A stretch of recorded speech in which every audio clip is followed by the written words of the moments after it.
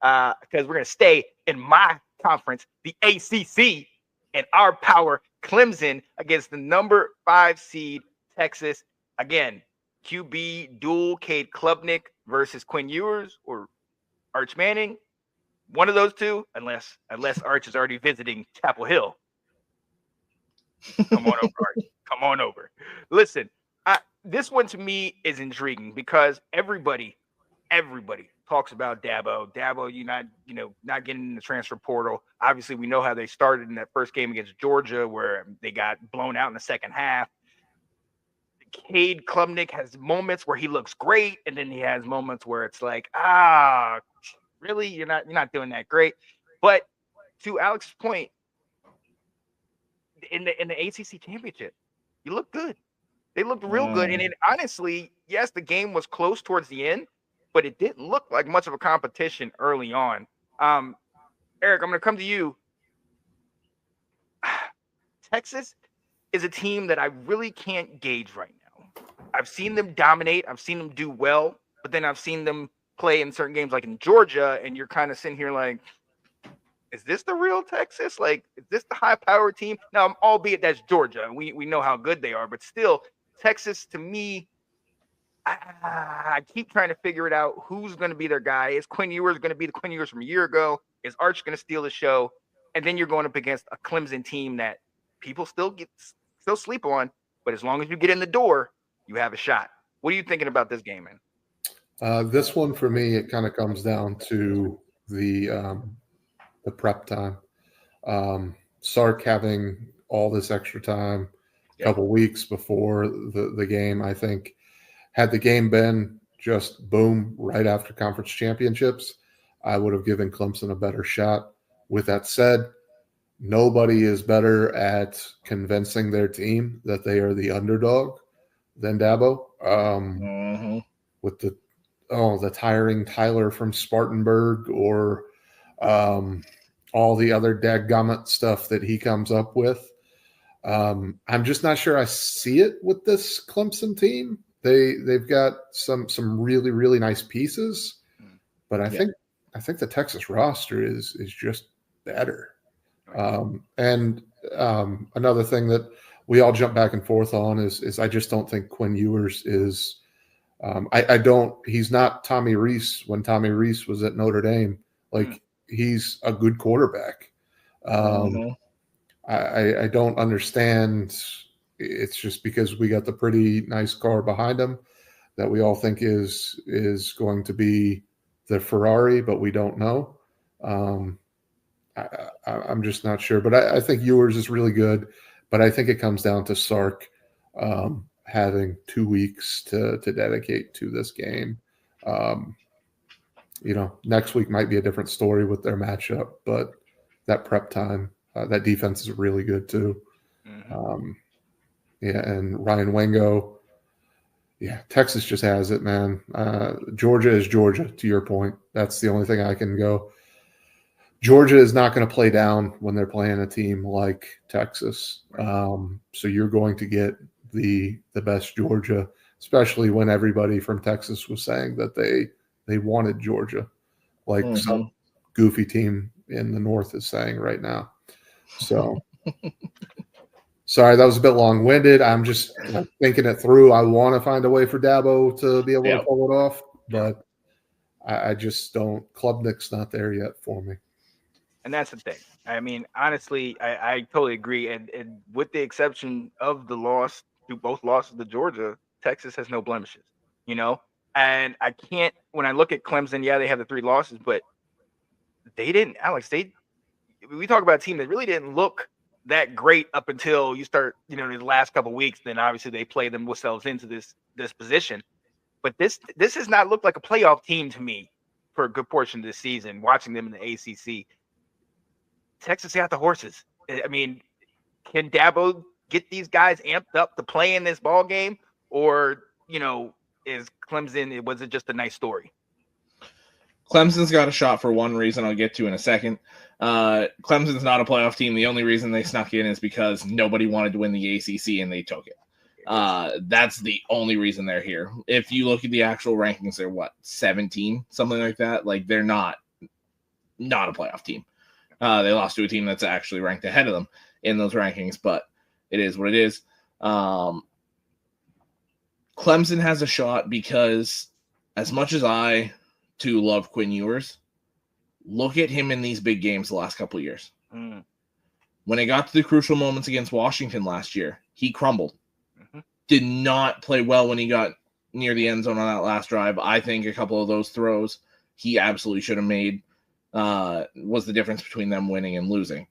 This year against against Georgia, both times looked awful for large stretches of that game. I think for as much as we talk about some of these coaches and their big game issues, I think there's something to be said for Quinn Ewers as well. I hope that he can get over that hump because I want to see Texas kind of progress a little bit. But I do think Texas is going to win this game for that matter. But I do think it's going to be closer than people think because they're going to try and get Quinn out of this funk that he's been in. Mm-hmm. Mm-hmm. And I don't know. And I mean, that's going to be difficult when obviously you're looking over your shoulder, you're sticking daggone making commercials about backup. I don't need no daggone backup. Well, clearly at some points you do need a backup. And as we saw on the other side, I think this for me, for Clemson, it has to be a coming out party for Cade Klubnik because he was the backup and they went to him. Now, there's a lot of people that might say they didn't have a starter in DJ, but listen, he's going to the league, all right? And he's going to be a great tight end in the league. I will stand by that, all right? He's going to be a great fifth string quarterback in training camp. Oh, hey, emergency. Hey, Logan Thomas was a great tight end, quarterback turned tight end, and we used them at some quarterback plays, all right? You know what? Tim Boyle somehow keeps getting jobs, so there's openings everywhere. God, yeah, exactly. But look, yeah, so I personally, I'm hoping to see what Cade Klubnik can do, and I know, like you guys said, Dabo's going to get those guys amped up, but at the end of the day, I kind of think that Texas is just if they're not playing Georgia, then just like if Georgia's not playing Bama, then I think they're a formidable force. And Quinn, I think this should be a nice win for him, but he's going to be tested. He's absolutely going to be tested. So we'll see what happens. And Chris, one more game in the ACC and the SEC, as a matter of fact. Number 12, Clemson at number 5, Texas. Quinn Ewers, Cade Klubnik, Sark versus Dabo. Who you got? So you guys have seen me say it in the comments many times this year. I'm gonna hold it off for just a second. But with Clemson, I think they're fool's gold. They've beaten one team all year, ranked higher than number 60 in total defense. Ooh. Yep. That was SMU in the ACC championship. And to make it worse, SMU almost won that game had they not had 7 drop passes in the first quarter. Mm-hmm. Oh, shit. Yeah. It was rough early. Yep. Along those lines of being fool's gold, I've watched Cade Klubnik for 3 seasons. Yep. And I'm just not bought in. I don't think he's that guy. Yeah. And he's never been able to show any consistency to be that guy. And going against that Texas defense, what I'll say is that defensive line is the biggest I've ever seen in my life. That thing is massive. Yep. Now, it doesn't mean they're good. They're just big and hard to move out of the way. Mm-hmm. There's a difference between being good and being immovable. Yeah. I don't think Clemson's offensive line can move those guys out of the way. Nope. I don't think Clemson can run the ball. I got Texas winning this going away probably by 2 scores. Yeah, I'm probably on board with that. Anthony, what you think? Well, as a man of the cloth, we know about Dabo Swinney and his history with our good maker. And he will talk a lot about what the Lord is going to do for the Tigers at Clemson, them big old jungle cats. But as our good deacon Vandy Chris has pointed out, Texas has a defensive line that reminds us of the champion of Gath, who stood about 3'4", 8 cubits tall. It reminds us like the tree planted by the waters that say, I shall not be moved. It reminds us of the staff that Moses held in his hand and planted right smack in the middle of the Red Sea and parted the waters. You understand what I'm saying? And when he got on the other side, he said, okay, that's enough now. And Pharaoh and all them fellas just glub. That's what happened. I do not see if Quinn Ewers show up. Now, I do have a good ecclesiastical friend that say that Quinn, nothing wrong with Quinn Ewers. He just, the good Lord touched him in the rib, so Quinn about to find him a woman somewhere, you know, like Adam got Eve from the rib. Quinn Ewers is about to show up and show out. Y'all y'all weren't supposed to laugh. I had a good roll going. So Texas is so you're going Clemson, right? Texas wins. Oh, well, okay. I was drawing to a close. I didn't know where you were going with it after. I was drawing to a close, Deacon. You didn't have to give me. I didn't know if you wanted me to get tithes and offering yet, or if we were doing. I lost you at the part that was season.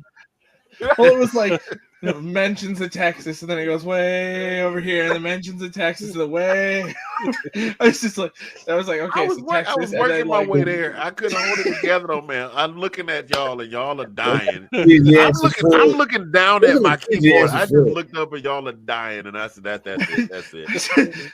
That's all I got. What the hell's going on? He went getting the woman from the rib with Adam and Eve. I thought when he talked about getting a woman, I thought he was going with Samson and Delilah. That's where I thought. And he busted out Adam and Eve, and I'm like, I'm done. Showing the PG-13, man. I need to also send a shout out to my good friend Vandy, Deacon Vandy Chris, holding that microphone like he getting ready to announce a prize fight. Let's get ready to rumble. Oh man, Colin, what you think, man? I thought that was a Coors beer. You notice it's gold like my football helmets, right? Yeah, I see that. Well, actually, fun fact. So is mine. It's just got the cover on it. No, when them slim make a little light. Sorry. No. What? He said Michelob. I'm going Texas. I'll be quick, short, and to the point. Texas. The other UT. There you go. Yo, there you go. That's one half. The duo of this. Yeah. No, cool. Nick Osher. Yo, Alex, what you got, man? All right, so I think Quinn struggles early. He got a porn mustache. That's what he got. I think it's close for about 3 quarters, and then Texas pulls away late, wins by 2 scores. Yep. And I'm with Quinn Ewers having a coming out party and doing his thing. Our buddy Will says he has Texas in that one.